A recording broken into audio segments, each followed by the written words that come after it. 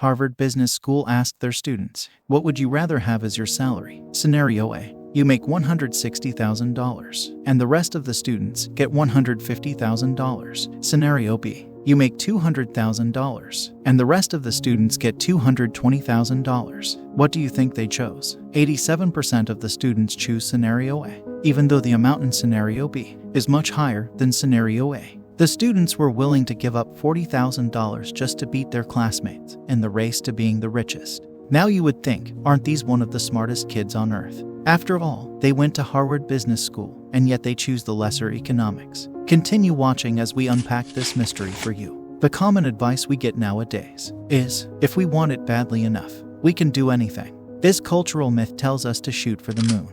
But the reality of shooting for the moon is that it requires years of training, millions of dollars, the support of a major space agency, and a rocket. Without that, you will fall down to earth and break your back.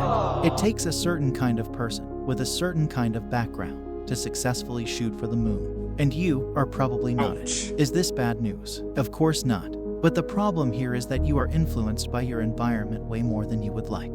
You begin to admire things you did not admire before. Be ashamed of things you were not ashamed of before. Or you may find it impossible to live without things that you lived without before. Somewhere, somehow, you change from a person who gets intense pleasure from being able to buy your first iPhone to a person who is enraged over getting a $400,000 bonus. It's funny because most of our money is spent in efforts to look better in the eyes of others. So, it comes as no surprise to me that a study of 11,672 organ donations in the USA found that only 31 donations were made anonymously. And what we understand from this is that people do good to look good. You can see this on social media, where people go to vacations, concerts, and parties, and the whole time they are just posting stuff to display their life to other people.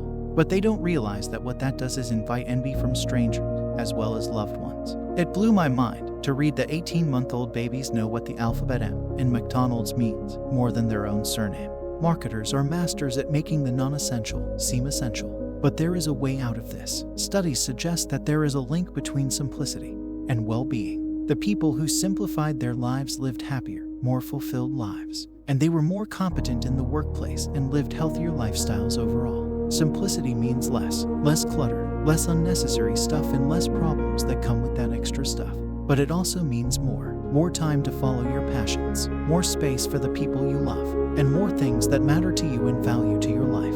The Dalai Lama once said, simplicity is extremely important for happiness. So let us all take this wise man's advice and lead more intentional lives and make better decisions. And real quick, if you like the information we are sharing, then consider subscribing to our channel for more interesting content.